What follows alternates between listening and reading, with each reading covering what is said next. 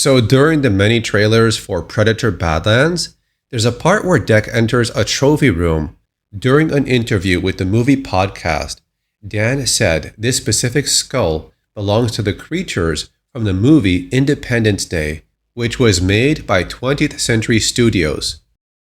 The trophy room in the beginning of that Badlands trailer is filled with fun little nods and the Independence Day is made by 20th Century Studios. Was the movie came out under their purview, so that certainly would be an easy and other things under 20th Century are easier skulls to make. So there may be a couple of them up on that trophy wall. So there could be some side story which could show the Predator hunting down a harvester alien. Is that something you want to see on film? Tell me in the comments. Now, another topic that came up was the TRex skull in the trophy room. It's a really big prey that would challenge a predator. We have seen the Predator hunt a large dinosaur in the comic books. The recent story of Predator Kills the Marvel Universe shows Kraven teaming up with predators to hunt what looks like a T-Rex. An older story in 1996 was released by Dark Horse Comics, Tarzan vs. Predator at the Earth's core. There's a part in the story where a small hunting party would face off against these large green dinosaurs. It's very much equal to a T-Rex. One of them gets taken down by the plasma caster. The shot must have been very powerful if all it took was one shot. The other dinosaur would charge the group of Yautja, but one of them would use its wrist blades to latch onto its neck, then pulls up onto its back and holds on.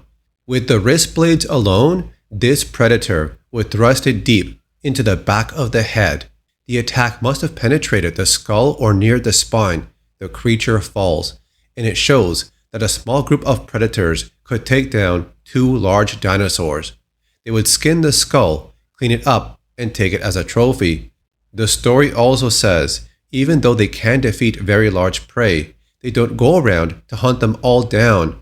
They kill one of virtually every species they can find. One trophy of each prey is enough.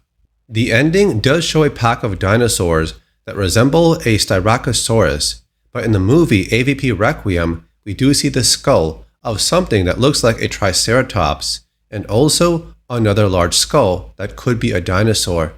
The massive skull in Predator 2 is also seen in the comic book story, but without the lower mandibles and a change in the upper section of the head.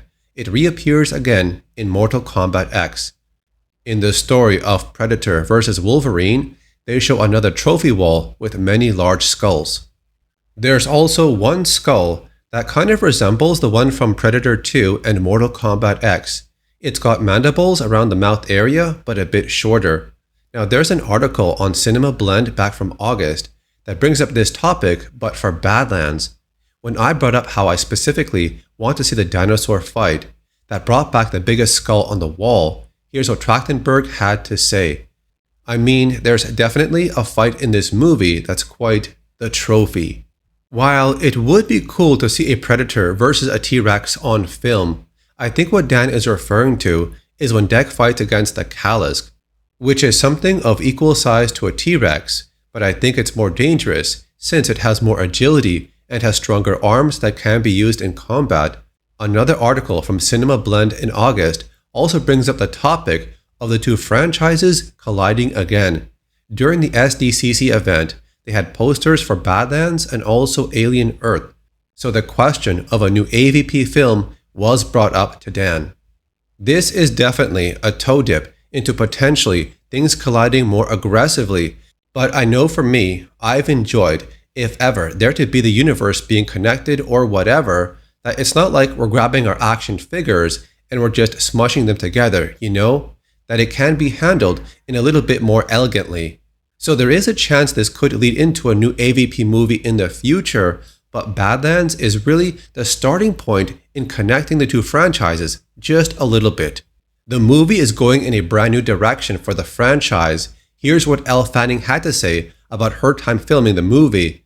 I was so intrigued and so struck by Dan's vision for this film, and I think it's really his ability to break new ground within the Predator universe that it just speaks to his creativity and his passion for this world. Something unprecedented happens in this movie, and my character is not the one being chased. My character actually teams up with the Predator, and you get to see him in a completely new light. At first, the movie was not intended to have any ties to the Alien franchise. It was supposed to be a Predator and a robot, but when Dan remembered that Weyland-Yutani makes robots, synthetics, and androids, the two franchises would once again connect, but in a small way, simply because he did not want any humans in this story. Another reason why humans were not part of the film is because the main focus should be on the protagonist, which is Dek the Predator, and having a human sidekick would kind of take the focus away from the Predator and be too similar to other movies. So that's it for the updates on this movie. Leave a like on the video. Thanks for watching. I'll see you next time.